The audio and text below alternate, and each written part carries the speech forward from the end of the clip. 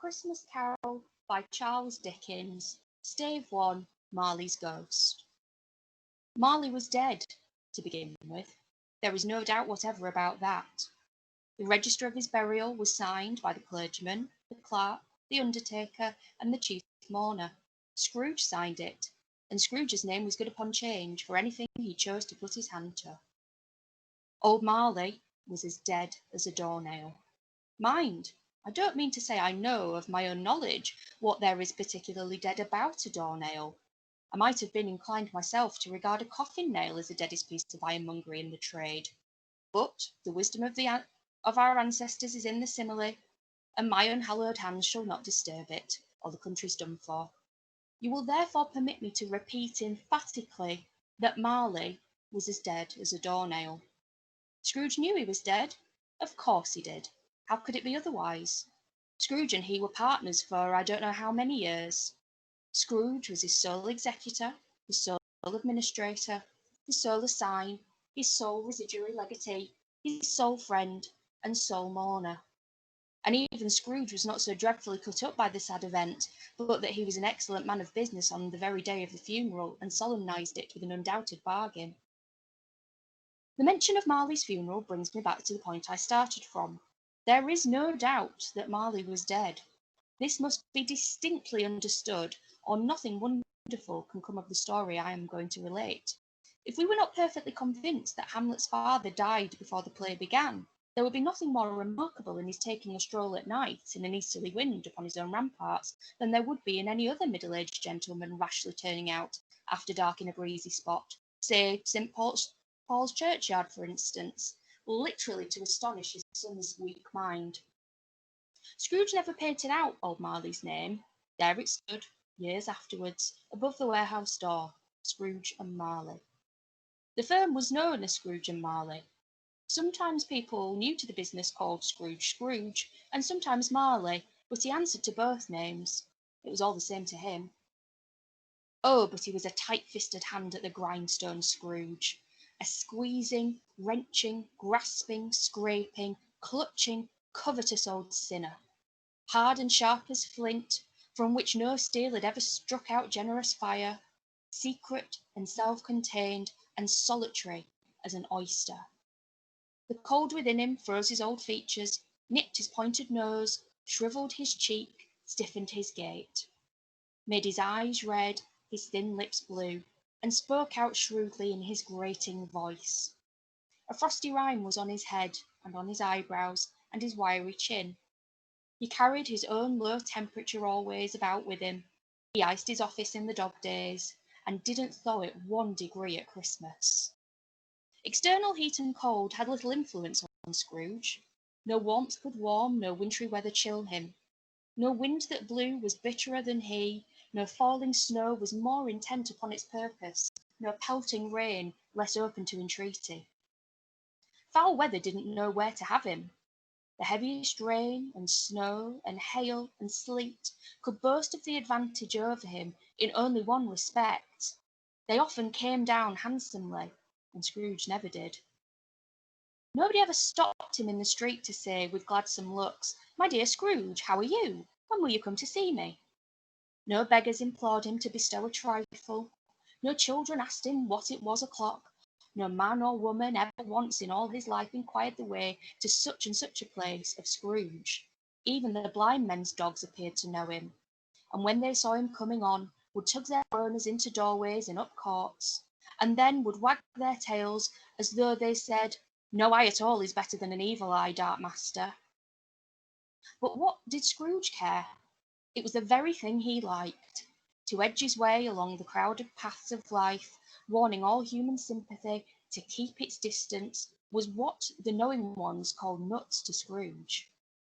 Once upon a time, of all the good days in the year on Christmas Eve, old Scrooge sat busy in his counting-house. It was cold, bleak, biting weather, foggy withal, and he could hear the people in the court outside go wheezing up and down, beating their hands upon their breasts and stamping their feet upon the pavement stones to warm them. The city clocks had only just gone 3, but it was quite dark already. It had not been light all day, and candles were flaring in the windows of the neighbouring offices like ruddy smears upon the palpable brown air.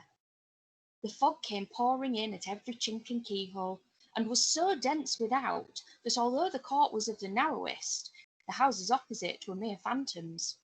To see the dingy cloud come drooping down, obscuring everything, one might have thought that nature lived hard by and was brewing on a large scale. The door of Scrooge's counting-house was open that he might keep an eye upon his clerk, who, in a dismal little cell beyond, a sort of tank, was copying letters. Scrooge had a very small fire, but the clerk's fire was so very much smaller that it looked like one coal. But he couldn't replenish it, for Scrooge kept the coal box in his own room, and so surely as the clerk came in with the shovel, the master predicted that it would be necessary for them to part. Wherefore the clerk put on his white comforter and tried to warm himself at the candle, in which effort, not being a man of strong imagination, he failed. "A Merry Christmas, uncle! God save you!" cried a cheerful voice. It was the voice of Scrooge's nephew, who came upon him so quickly that this was the first intimation he had of his approach. "Bah!" said Scrooge.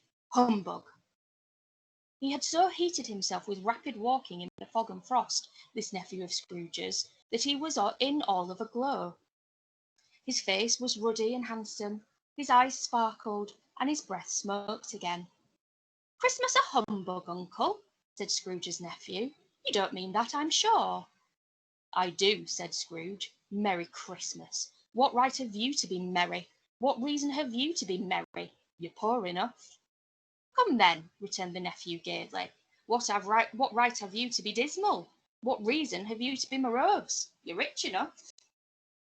Scrooge, having no better answer ready on the spur of the moment, said "Bah!" again, and followed it up with "Humbug!" "Don't be cross, uncle," said the nephew. "What else can I be," returned the uncle, "when I live in such a world of fools as this? Merry Christmas! Out upon Merry Christmas! What's Christmas time to you but a time for paying bills without money, a time for finding yourself a year older but not an hour richer, a time for balancing your books and having every item in 'em through a round dozen of months presented dead against you?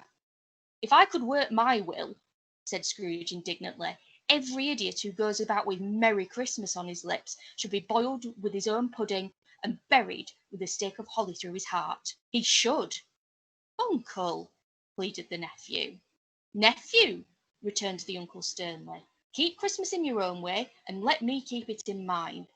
"Keep it!" repeated Scrooge's nephew. "But you don't keep it." "Let me leave it alone, then," said Scrooge. "Much good it may do you, much good it has ever done you." "There are many things from which I might have derived good, by which I have not profited, I dare say," returned the nephew. "Christmas among the rest. But I am sure I have always thought of Christmas time, when it has come around, apart from the veneration due to its sacred name and origin, if anything belonging to it can be apart from that, as a good time, a kind, forgiving, charitable, pleasant time, the only time I know of in the long calendar of the year, when men and women seem by one consent to open their shut-up hearts freely, and to think of people below them as if they really were fellow passengers to the grave, and not another race of creatures bound on other journeys. And therefore, uncle, though it has never put a scrap of gold or silver in my pocket, I believe that it has done me good, and will do me good, and I say, God bless it." The clerk in the tank involuntarily applauded. Becoming immediately sensible of the impropriety, he poked the fire, and extinguished the last frail spark for ever. "Let me hear another sound from you," said Scrooge, "and you'll keep your Christmas by losing your situation. You're quite a powerful speaker, sir," he added, turning to his nephew. "I wonder you don't go into Parliament." "Don't be angry, uncle. Come, dine with us to-morrow." Scrooge said that he would see him. Yes, indeed, he did. He went the whole length of the expression, and said that he would see him in that extremity first. "But why?" cried Scrooge's nephew. "Why?"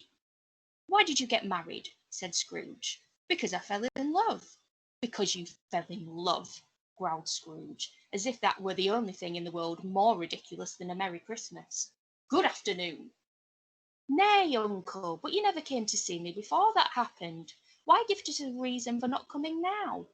Good afternoon, said Scrooge. I want nothing from you. I ask nothing of you. Why cannot we be friends? Good afternoon, said Scrooge. I am sorry with all my heart to find you so resolute. We have never had any quarrel to which I have been a party. But I have made the trial in homage to Christmas, and I'll keep my Christmas humour to the last. So, a Merry Christmas, Uncle. Good afternoon, said Scrooge, and a Happy New Year. Good afternoon, said Scrooge. His nephew left the room without an angry word notwithstanding. He stopped at the outer door to bestow the greetings of the season on the clerk, who, cold as he was warmer than Scrooge, for he returned them cordially. There's another fellow, muttered Scrooge, who overheard him. My clerk, with 15 shillings a week and a wife and family, talking about a Merry Christmas. I'll retire to Bedlam. This lunatic, in letting Scrooge's nephew out, had let 2 other people in. They were portly gentlemen, pleasant to behold, and now stood with their hats off in Scrooge's office. They had books and papers in their hands, and bowed to him. Scrooge and Marley's, I believe, said one of the gentlemen, referring to his list. Have I the pleasure of addressing Mr. Scrooge or Mr. Marley? Mr. Marley has been dead these 7 years, Scrooge replied. He died 7 years ago this very night. We have no doubt his liberality is well represented by his surviving partner, said the gentleman, presenting his credentials. It certainly was. They had been 2 kindred spirits. At the ominous word liberality, Scrooge frowned and shook his head and handed the credentials back. At this festive season of the year, Mr. Scrooge, said the gentleman, taking up a pen, it is more than usually desirable that we should make some slight provision for the poor and destitute, who suffer greatly at the present time. Many thousands are in want of common necessaries. Hundreds of thousands are in want of common comforts, sir. Are there no prisons? Asked Scrooge. Plenty of prisons, said the gentleman, laying down the pen again. And the union workhouses? Demanded Scrooge. Are they still in operation? They are, still, returned the gentleman. I wish I could say they were not. The treadmill and the poor law are in full vigour, then, said Scrooge. Both very busy, sir. Oh, I was afraid from what you said at first that something had occurred to stop them in their useful course, said Scrooge. I'm very glad to hear it. Under the impression that they scarcely furnish Christian cheer of mind or body on the multitude, returned the gentleman, a few of us are endeavouring to raise a fund to buy the poor some meat and drink and means of warmth. We choose this time because it is a time of all others when want is keenly felt and abundance rejoices. What shall I put you down for? Nothing, replied Scrooge.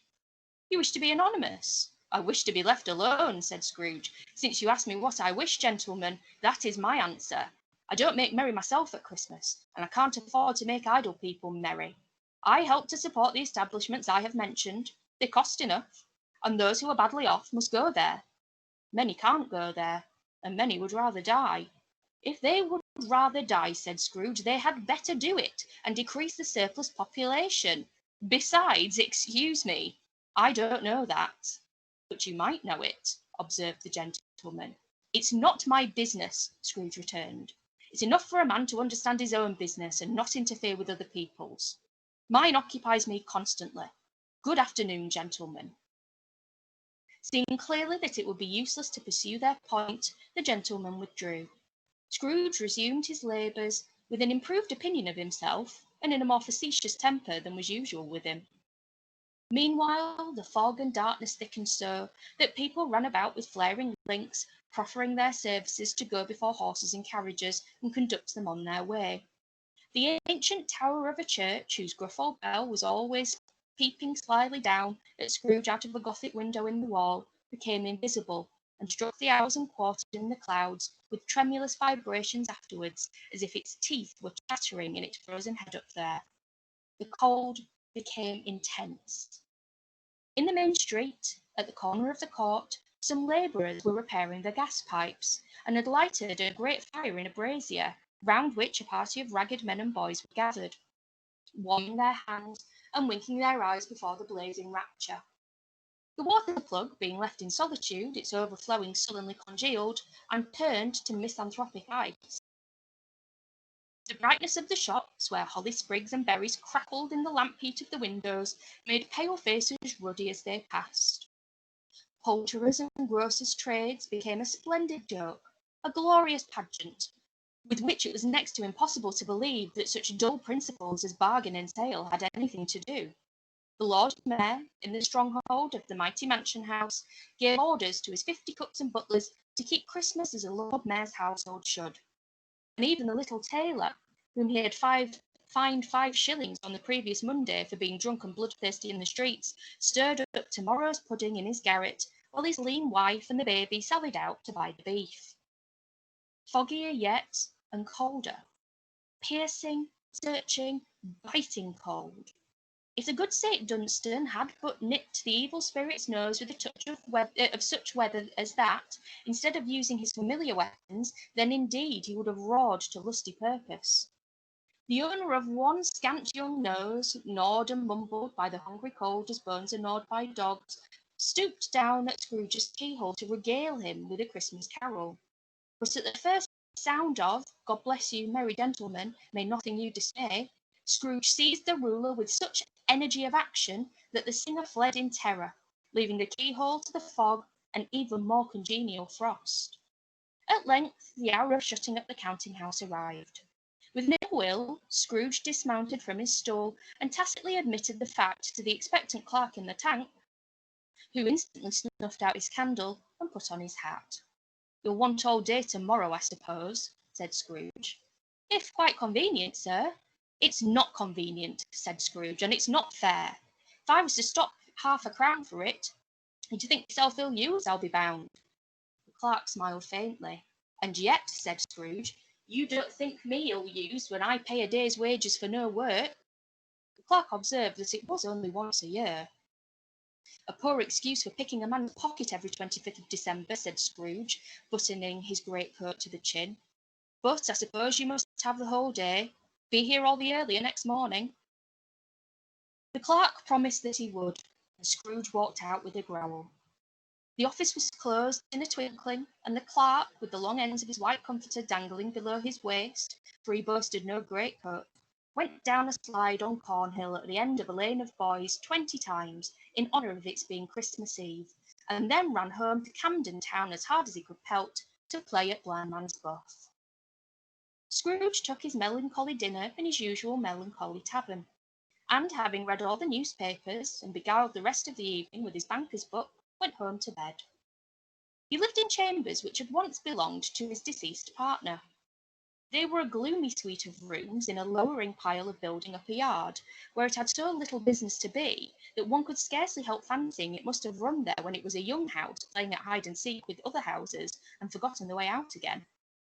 It was old enough now and dreary enough, for nobody lived in it but Scrooge, the other rooms being all let out as offices. The yard was so dark that even Scrooge, who knew its every stone, was fain to grope with his hands. The fog and frost so hung about the black old gateway of the house that it seemed as if the genius of the weather sat in mournful meditation on the threshold. Now, it is a fact that there was nothing at all particular about the knocker on the door, except that it was very large. It is also a fact that Scrooge had seen it, night and morning, during his whole residence in that place. Also, that Scrooge had as little of what is called fancy about him as any man in the city of London, even including, which is a bold word, the corporation, aldermen, and livery. Let it also be borne in mind that Scrooge had not bestowed one thought on Marley since his last mention of his 7 years dead partner that afternoon. And then let any man explain to me, if he can, how it happened that Scrooge, having his key in the lock of the door, saw in the knocker, without its undergoing any intermediate process of change, not a knocker, but Marley's face. Marley's face. It was not in impenetrable shadow as the other objects in the yard were, but had a dismal light about it, like a bad lobster in a dark cellar. It was not angry or ferocious, but looked at Scrooge as Marley used to look, with ghostly spectacles turned upon his ghostly forehead. The hair was curiously stirred as if by breath or hot air, and, though the eyes were wide and open, they were perfectly motionless.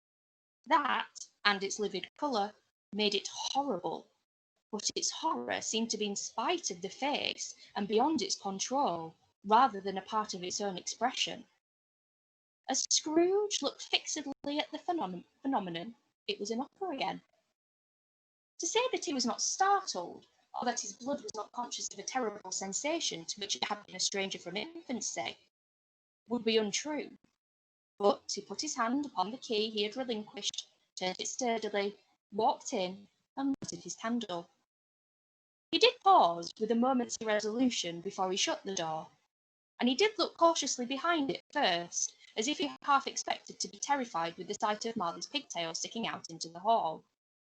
But there was nothing on the back of the door, except the screws and nuts that held the knocker on, so he said, "Pooh-pooh," and closed it with a bang.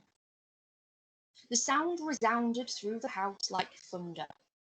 Every room above, every cask in the wine merchant's cellar below, appeared to have a separate peal of echoes of its own. Scrooge was not a man to be frightened by echoes.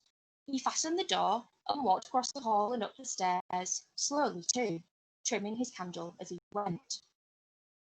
You may talk vaguely about driving a coach and six up a good old flight of stairs or through a bad young Act of Parliament, but I mean to say, you might have got a hearse up that staircase and taken it broadwise, with the splinter bar towards the wall and the door towards the balustrades, and done easy. There was plenty of width for that and room to spare, which is perhaps the reason why Scrooge thought he saw a locomotive hearse going on before him in the gloom. Half a dozen gas lamps out in the street wouldn't have lighted the entry too well, so you may suppose that it was pretty dark with Scrooge's dip. Up Scrooge went, not caring a button for that. Darkness is cheap, and Scrooge liked it. But before he shut his heavy door, he walked through his rooms to see that all was right. He had just enough recollection of the face to desire to do that. Sitting room, bedroom, lumber room, all as they should be. Nobody under the table, nobody under the sofa. A small fire in the grate, spoon and basin ready, and the little saucepan of gruel, Scrooge had a cold in his head, upon the hob. Nobody under the bed, nobody in the closet, nobody in his dressing gown, which was hanging up in a suspicious attitude against the wall. Lumber room as usual, old fire guard, old shoes, 2 fish baskets, washing stand on 3 legs, and a poker. Quite satisfied, he closed his door and locked himself in. Double locked himself in, which was not his custom. Thus secured against surprise, he took off his cravat, put on his dressing gown and slippers and his nightcap, and sat down before the fire to take his gruel. It was a very low fire indeed, nothing on such a bitter night. He was obliged to sit close to it and brood over it before he could extract the least sensation of warmth from such a handful of fuel. The fireplace was an old one, built by some Dutch merchant long ago, and paved all round with quaint Dutch tiles, designed to illustrate the scriptures.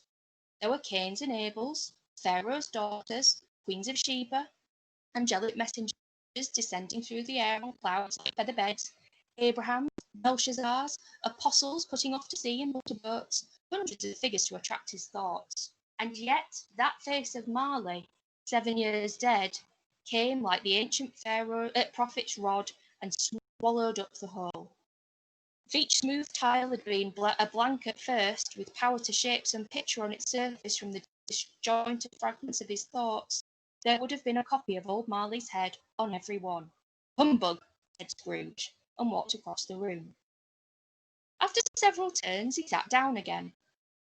As he threw his head back in the chair, his glance happened to rest upon a bell, a disused bell that hung in the room and communicated for some purpose now forgotten with the chamber in the highest story of the building. It was with great astonishment and with a strange inexplicable dread that, as he looked, he saw this bell begin to swing. It swung so softly in the outset that it scarcely made a sound, but soon it rang out loudly, and so did every bell in the house. This might have lasted half a minute or a minute, but it seemed an hour. The bells ceased as they had begun, together. They were succeeded by a clanking noise deep down below, as if some person were dragging a heavy chain over the casks in the wine merchant's cellar. Scrooge then remembered to have heard that ghosts in haunted houses were described as grabbing chains. The cellar door flew open with a booming sound, and then he heard the noise much louder, on the floors below. Then coming up the stairs, then coming straight towards his door.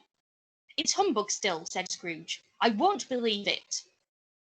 His colour changed, though, when, without a pause, it came on through the heavy door, and passed into the room before his eyes.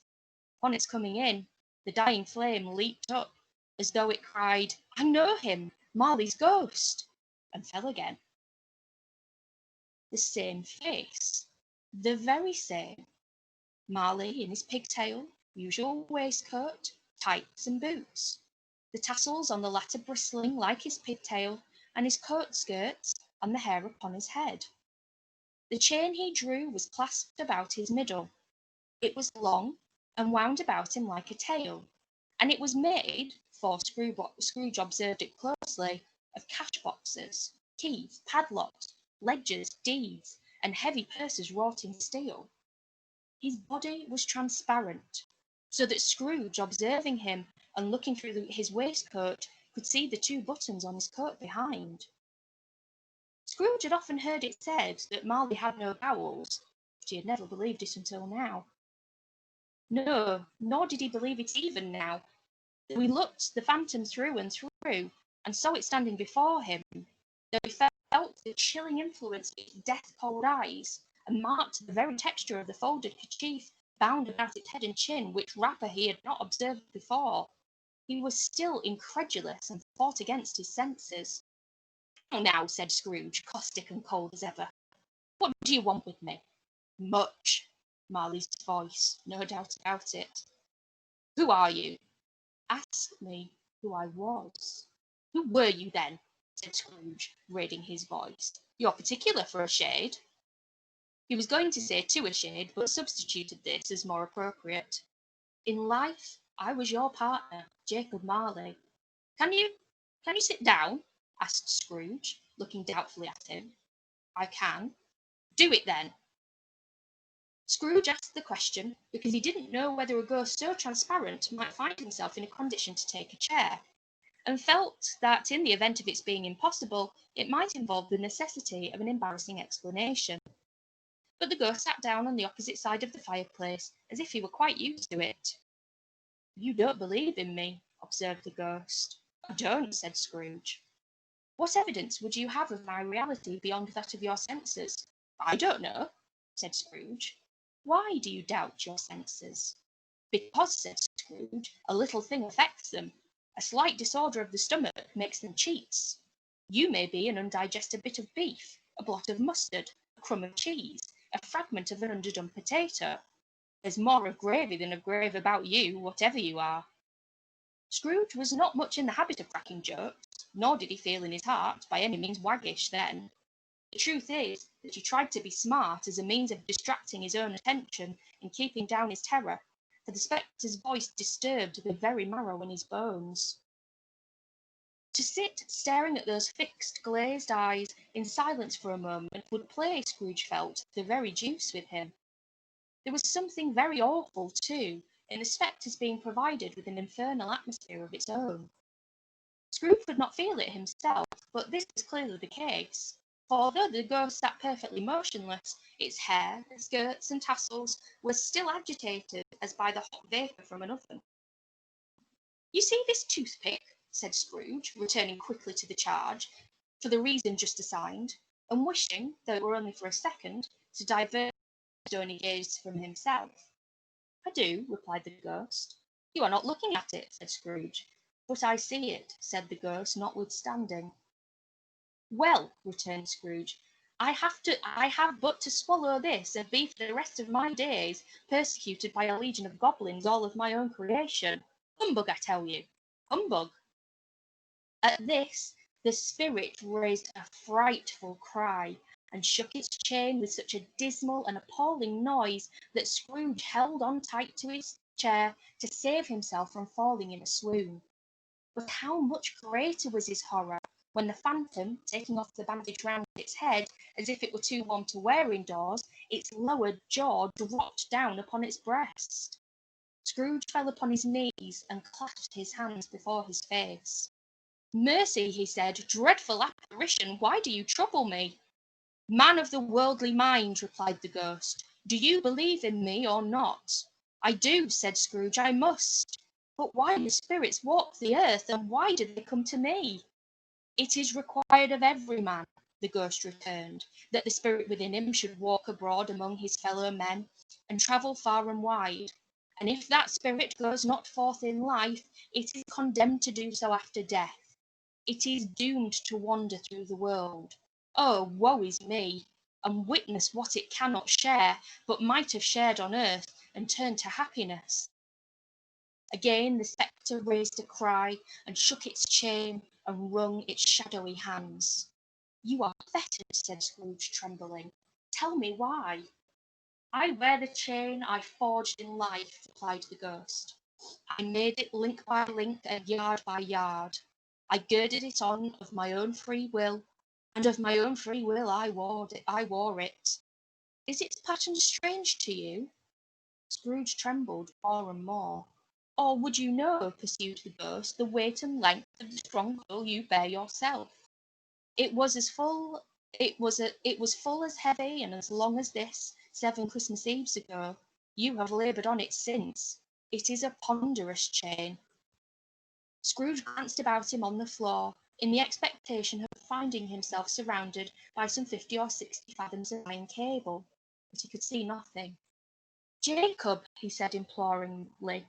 "Oh, Jacob Marley, tell me more. Speak comfort to me, Jacob." "I have none to give," the ghost replied. "It comes from other regions, Ebenezer Scrooge, and is conveyed by other ministers to other kinds of men. Nor can I tell you what I would. A very little more is permitted to me. I cannot rest, I cannot stay, I cannot linger anywhere. My spirit never walked beyond our counting house. Mark me. In life, my spirit never roved beyond the narrow limits of our money-changing hole, and weary journeys lie before me." It was a habit with Scrooge, whenever he became thoughtful, to put his hands in his breeches pockets. Pondering on what the ghost had said, he did so now, but without lifting up his eyes or getting on his knees. "You must have been very slow about it, Jacob," Scrooge observed, in a business-like manner, though with humility and deference. "Slow!" the ghost repeated. 7 years dead, mused Scrooge, and travelling all this time. "The whole time," said the ghost. "No rest, no peace, incessant torture of remorse." "You travel fast," said Scrooge. "On the wings of the wind," replied the ghost. "You might have got over a great quantity of ground in 7 years," said Scrooge. The ghost, on hearing this, set up another cry, and clanked its chain so hideously in the dead silence of the night that the ward would have been justified in indicting it for a nuisance. "O captive bound and double-ironed," cried the phantom, "not to know that ages of incessant labour by immortal creatures for this earth must pass into eternity before the good of which it is susceptible is all developed. Not to know that any Christian spirit working kindly in its little sphere, whatever it may be, will find its mortal life too short for its vast means of usefulness. Not to know that no space of regret can make amends for one's life's opportunity missed. Yet such was I. Oh, such was I. But you were always a good man of business, Jacob," faltered Scrooge, who now began to apply this to himself. "Business!" cried the ghost, wringing its hands again. "Mankind was my business. The common welfare was my business.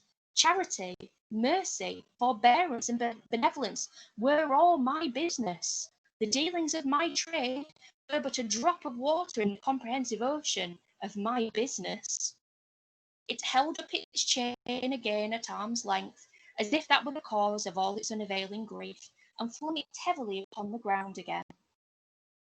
"At this rolling year," the spectre said, "I suffer most.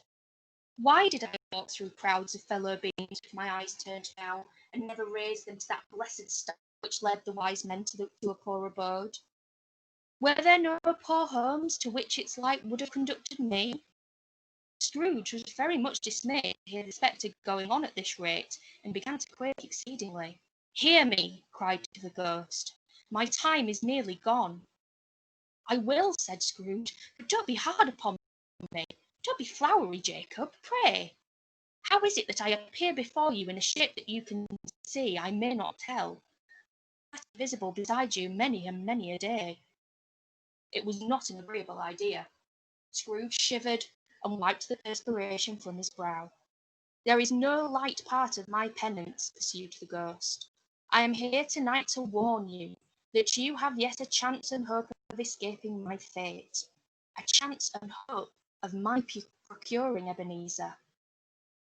"You were always a good friend to me," said Scrooge. "Thank'ee." "You will be haunted," resumed the ghost, "by three spirits." Scrooge's countenance felt almost as low as the ghost's had done. "Is that the chance and hope you mentioned, Jacob?" he demanded, in a faltering voice. "It is." "I think I'd rather not," said Scrooge. "Without their visits," said the ghost, "you cannot hope to shun the path I tread. Expect the first tomorrow, when the bell tolls one." "Couldn't I take them all at once and have it over, Jacob?" hinted Scrooge. "Expect the second on the next night at the same hour, the third upon the next night when the last stroke of 12 has ceased to vibrate. No more. And look that, for your own sake, you remember what has passed between us."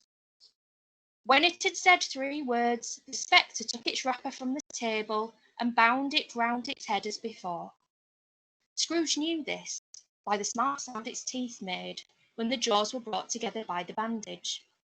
He ventured to raise his eyes again, and found his supernatural visitor confronting him in an erect attitude, with its chain wound over and about its arm. The apparition walked backward from him, and at every step it took, the window raised itself a little, so that when the spectre reached it, it was wide open. It beckoned Scrooge to approach, which he did. When they were within 2 paces of each other, Marley's ghost held up its hand, warning him to come nearer. Scrooge stopped, not so much in obedience as in surprise and fear, for on the raising of the hand he became sensible of confused noises in the air, incoherent sounds of lamentation and regret, wailings inexpressibly sorrowful and self-accusatory. The spectre, after listening for a moment, joined in the mournful dirge, and floated out upon the bleak dark night. Scrooge followed to the window, desperate in his curiosity. He looked out. The air was filled with phantoms, wandering hither and thither in restless haste, and moaning as they went. Every one of them wore chains like Marley's ghost. Some few, they might be guilty governments, were linked together. None were free. Many had been personally known to Scrooge in their lives. He had been quite familiar with one old ghost in a white waistcoat, with a monstrous iron safe attached to its ankle, who cried piteously at being unable to assist a wretched woman with an infant, whom it saw below upon a doorstep. The misery with them all was clearly that they sought to interfere for good in human matters, and had lost the power forever. Whether these creatures faded into mist, or mist enshrouded them, he could not tell. But they and their spirit voices faded together, and the night became as it had been when he walked home. Scrooge closed the window and examined the door by which the ghost had entered. It was double locked, and he had locked it with his own hands, and the bolts were undisturbed. He tried to say humbug, but stopped at the first syllable. And being, from the emotion he had undergone, or the fatigues of the day, or the glimpse of the invisible world, or the dull conversation of the ghost, or the lateness of the hour, much in need of repose, went straight to bed without undressing, and fell asleep upon the instant.